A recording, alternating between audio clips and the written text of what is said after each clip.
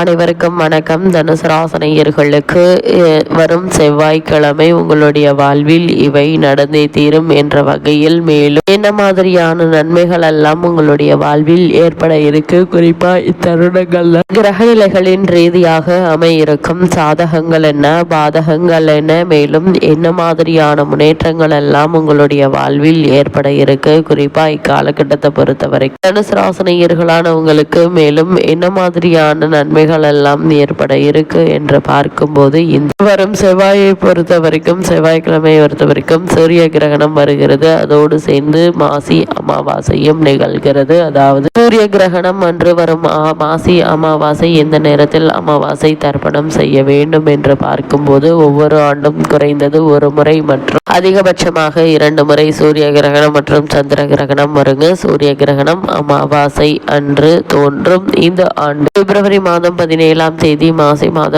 அமாவாசை என்று சூரிய கிரகணம் வருகிறது. அந்த வகையில் இந்த சூரிய கிரகணம் 2026 பொறுத்தவரை ஒவ்வொரு ஆண்டும் ஆண்டுக்கு ஒரு முறை அல்லது அதிகபட்சமாக 2 முறை சூரிய கிரகணம் மற்றும் சந்திர கிரகணம் ஏற்படுங்க. இந்த ஆண்டின் முதல் சூரிய கிரகணம் பிப்ரவரி மாதம் வருகிறது. அமாவாசை அன்று தோன்றும் சூரிய கிரகணம் எப்போதுமே சூரிய கிரகணம் அமாவாசை என்றும் சந்திர கிரகணம் பௌர்ணமி என்றும் நடக்கும். 2026 சூரிய கிரகணம் மாசி மாதம் அமாவாசை பிப்ரவரி 17 அன்று ஏற்படுகிறது. இந்த மாசி மாத அமாவாசை திதி பிப்ரவரி மாதம் இடையில் மாசி மாத பௌர்ணமி அமாவாசை திதி, அதாவது திங்கள் மாலை தொடங்கி செவ்வாய்க்கிழமை மாலை வரை நீடிக்கிறது. எனவே இந்த மாசி மாத அமாவாசை செவ்வாய்க்கிழமை என்று அனுஷ்டிக்கப்படுகிறது. இத்தருணங்கள்ல கிரகணங்கள் வரும்போது அமாவாசை தர்ப்பணம் செய்வது பற்றி பார்க்கும்போது ஒவ்வொரு அமாவாசைக்கும் முன்னோர்களுக்கு வீட்டில் அல்லது நீர் அல்லது நீர்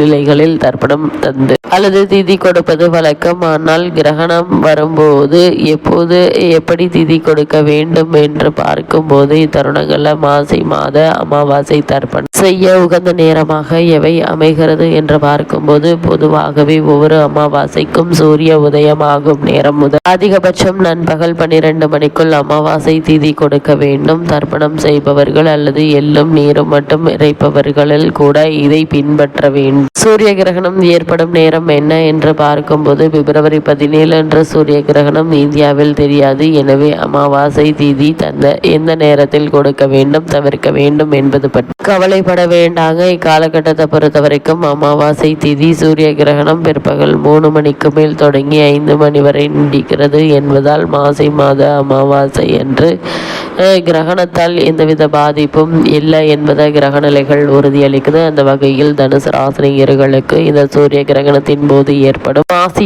அமாவாசையான இத்தருணங்கள் உங்களுடைய வாழ்வில் மேலும் என்ன மாதிரியான நன்மைகள் எல்லாம் ஏற்பட இருக்கு என்று பார்க்கும்போது ராசிநாதன் ராசியை பார்ப்பது என்பது மேலும் சிறப்பு வாய்ந்த ஒரு கிரக சஞ்சாரம் என்று தாங்க சொல்ல வேண்டும். 3ஆம் இடத்தில் கிரகங்கள் உள்ளன. முன்னேற்றத்திற்கு துணை புரிவார்கள். அதே போல் பேசுவதில் மிகவும் எச்சரிக்கையாக கவனமாக இருப்பது நல்லதுங்க. எல்லா விஷயங்களும் வெற்றியாகவே அமையுங்க. எதையும் சட்டை செய்யாமல் முன்னேறுவதில் மட்டும் கவனம் செலுத்துவீங்க. நல்ல நட்பும் சந்தோஷத்தையும் நிலவுங்க. அதே போல் மனக்குழப்பம் தீர இருக்குது. தொழிலில் குறிப்பிட்டத்தக்க முன்னேற்றம் ஏற்படுங்க. பூர்வீக சொத்து பிரச்சனைகள் சாதகமாக இருக்குதுங்க. அதே போல் கணவன் மனைவி உறவுகள் அனுகூலமாகும். பதவி உயர்வு, ஊதிய உயர்வு, உத்தியோகத்தில் கிடைக்க வேண்டிய அனைத்து சலுகைகளும் ஒன்றன் பின் ஒன்றாக உங்களுக்கு கிடைக்கக்கூடிய ஒரு தருணமாக காலகட்டம் அமைஞ்சிருக்குதுங்க. அந்த வகையில தனுசு ராசினியர்களுக்கு அவர்கள் செயல்களே அவர்களுக்கு எதிராக மாறும், பேச்சு எதிராக மாறும் என்பதால் பேச்சிலும் செயலிலும் கவனமாக இருங்க. திடீரென்று பேசிவிட்டு பிறகு வருத்தப்படுவீங்க. அதே போல் கவனம் இருந்தால் இவற்றை எல்லாம் தவிர்க்கலாம். அதே போல் வரவு வந்தாலும் எச்சரிக்கையோடு செலவு செய்ய வேண்டும் என்பதையும் கிரகநிலைகள் மீண்டும் மீண்டும் அறிவுறுத்தது. தடாலடியாக எந்த ஒரு காரியத்திலும் ஈடுபட வேண்டாம். பொறுமை நிதானம் மிக மிக அவசியம் என்பதை கிரகநிலைகள் மீண்டும் மீண்டும் உங்களுக்கு உறுதியளிக்குதுங்க. இத்தருணங்களை பொறுத்த வரைக்கும் எடுத்தோம் கௌத்தோம் என இல்லாமல் பொறுமையாக நிதானமாக யோசித்து செய்யும் போது நல்ல ஒரு முன்னேற்றம் ஏற்படுங்க. இத்தருணங்கள்ல கிரகநிலைகளின் ரீதியாக கூறப்படும் பரிகாரம் என்ன என்று பார்க்கும்போது லக்ஷ்மி நரசிம்மரை முருகனை வணங்குங்க. வீட்டிற்கு அருகாமையில் திருக்கோவிலுக்கு சென்று வழிபடுங்க. முன்னோர்களுக்கு திதி தர்ப்பணம் கொடுத்து வழிபடுங்க. எண்ணற்ற நன்மைகள் உங்களுடைய வாழ்வில் நிச்சயம் ஏற்படும்.